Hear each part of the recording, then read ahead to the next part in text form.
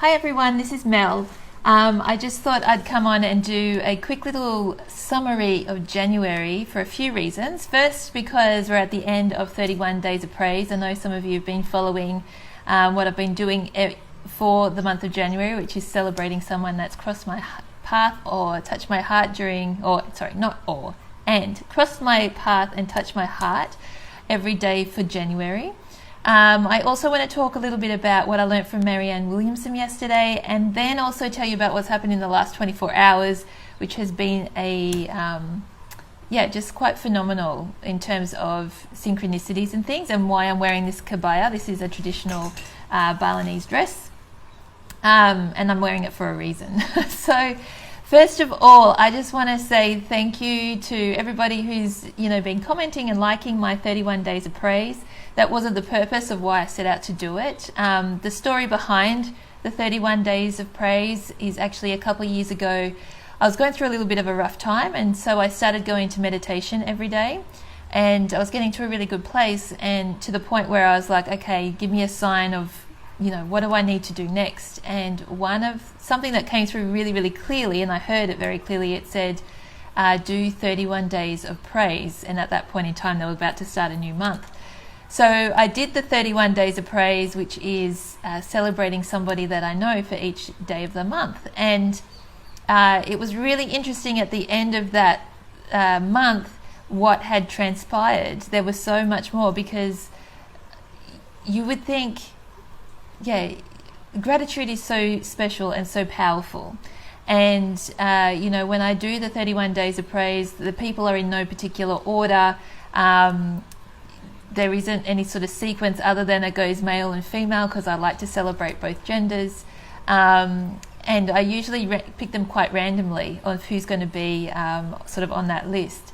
And it's such a powerful experience. So if you've enjoyed what I've done this month and you feel to do it, for the month of February or the month of March, or, just to do it however which way you want to do it, I highly recommend it, and please do it. I don't think that we celebrate people far enough. Like, it's great to celebrate people on their birthday. That's generally the day that we start thinking about somebody when they're celebrating their birthday, but do it outside of that.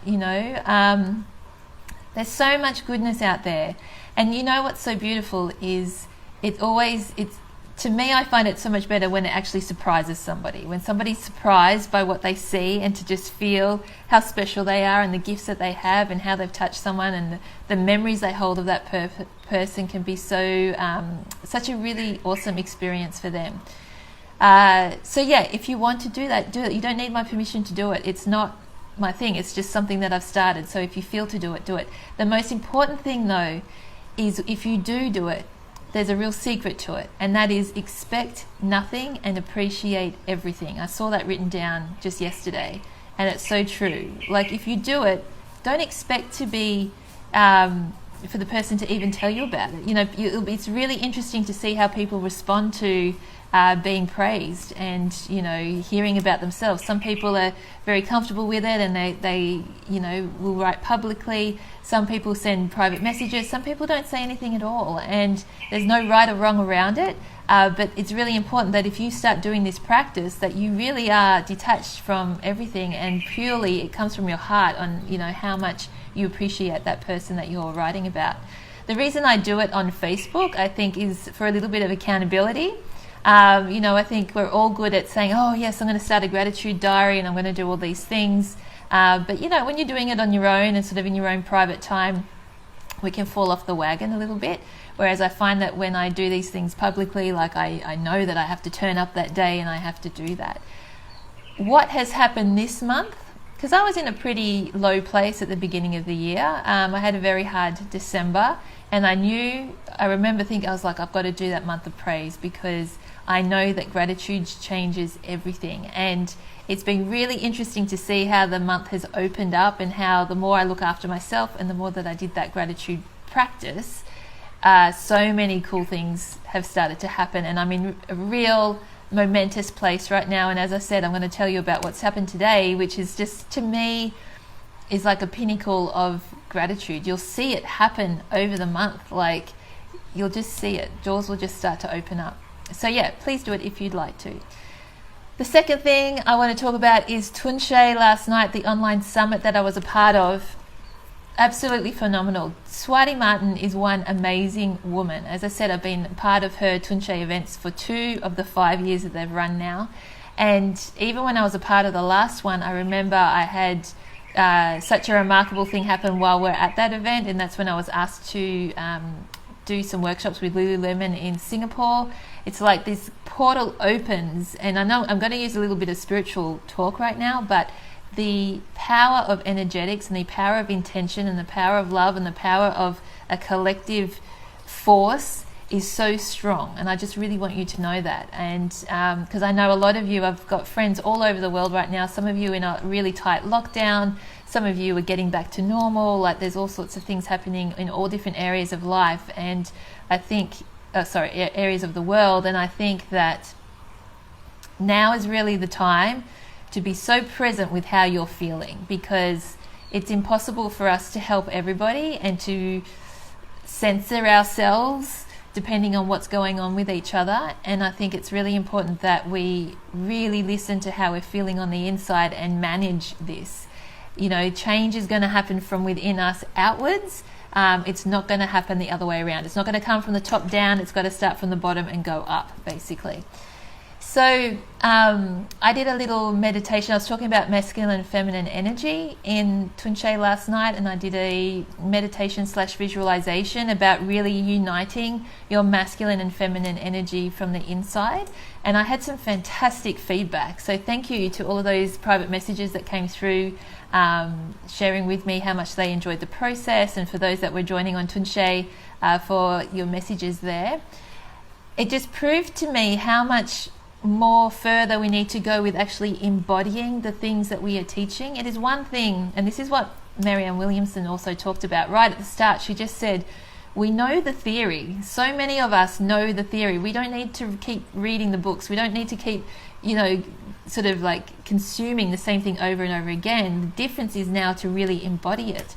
And so I feel like, to me, I'm excited because what I teach through psychosomatics is really embodying these energetic teachings, so you feel it. You've got to feel it. Once you start feeling it, and once you start making different decisions, that's when new doors of opportunity will really open up to you.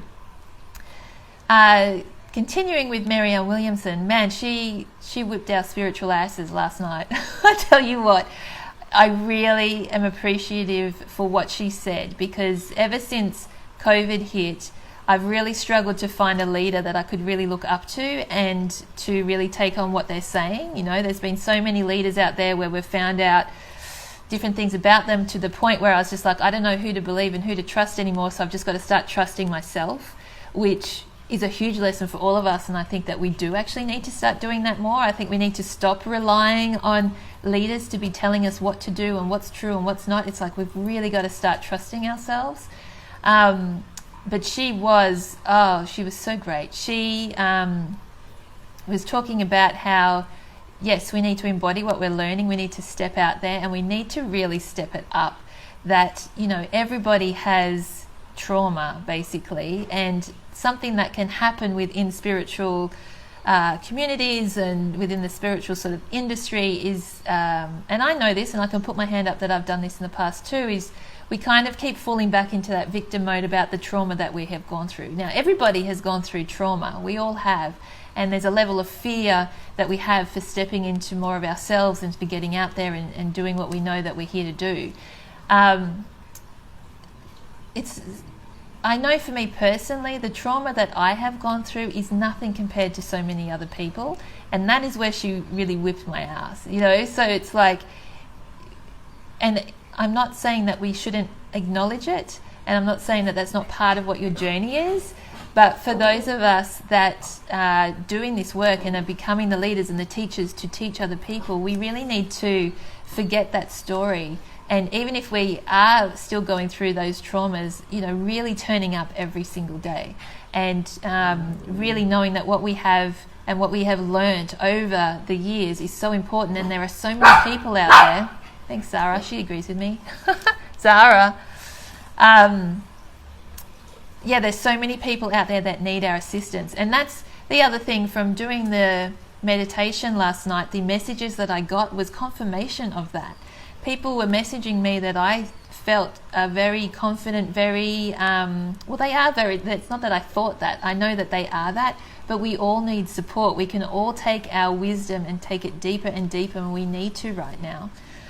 And we need to slow down. The other thing that Marianne Williamson said was, and this is so true, is like you have to have some kind of practice at the moment, whether it's meditation. For me, it's definitely spending more time in a sauna, spa kind of area to relax myself. We can't get through this. We can't get through the future through having a really heightened nervous system. Like it was hard enough before, let alone what it is now. So really reevaluating how you're spending your time, and are you actually allocating quality time to calming your nervous system down, so you know how you feel in a situation, so you can make better decisions, so you can hear, you know, messages from above, or that little whisper in your ear that's telling you what is the right next step for me.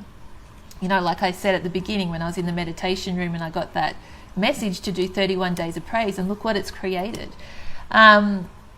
So we really have to slow down to speed up. And I just hope that anyone watching this, and if you've gotten this far, this is great, because I know this is a long video, that you really take that on. Take it on, you know. Lastly, today I ended up meeting part of the royal family of Ubud. Last night while Tunshe was happening, and after I had done my session, I was actually asked by a friend if I could go and support her in a type of an activist meeting she was having with the king of Ubud today. And I'm not going to go too much into the story behind that, but it was an instant yes for me to turn up for her and to support her in that space. One of the things that Marianne Williamson was talking about yesterday is how when you find somebody that is being an activist for good, that you do turn up and you do support them. You know, you may feel like it's scary and that you're putting yourself in a vulnerable state even doing that, but we have to stick together. We all have to work together.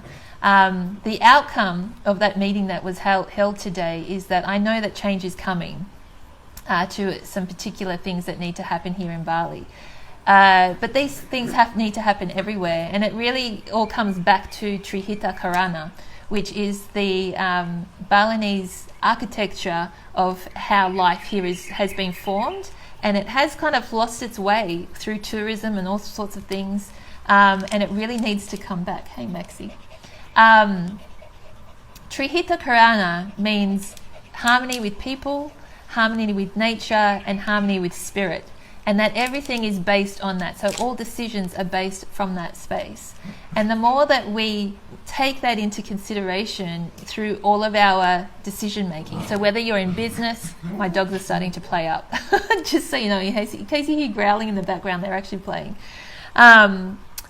In our business decisions, in our life decisions, in our relationship decisions, it's really important that we take those three things into account. So our harmony with people, harmony with nature, and harmony with spirit.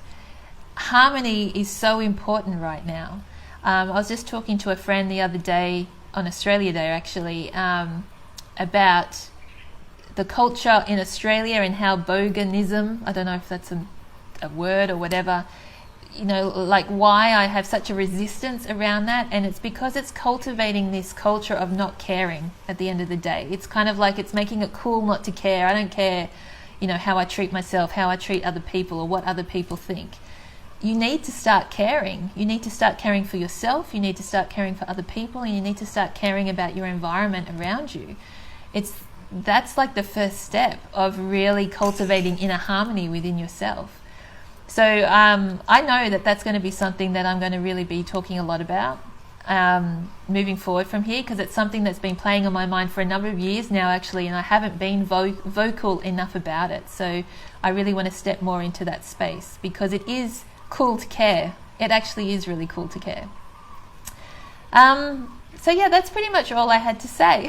And I really wanted to get that out today. This has been massive. I'm actually quite tired. I was up until after 2 o'clock in the morning yesterday watching the Tunshe event, and then having to get up early and then go to the palace in Ubud to have this meeting with my friend, this important meeting, and really support her in that space. And now I just feel like crawling up, and I need to give myself a bit of self-love before I continue on creating my program. I'm really excited. The Level 1 Chakra Philosophy program of emotional intelligence and how to read your body is going to be starting on the 26th of February. If you're a current student, enrollments are now open for you to join me live for an 8-week program, which is a live group program. On the 8th of February, if you aren't already a student of mine, you can then enroll in the early bird, which will open up on the 8th. So I'm really looking forward to this because if you can embody this work, you are going to understand yourself so much better to make better decisions and really, really embody that Trihita Karana philosophy, which isn't just for Bali, it isn't just for Indonesia, it's actually for the whole world that we really need to do that. So thank you for listening. I know this was a long video, but this is how it works sometimes. Love you all. Mwah. See you later. Bye.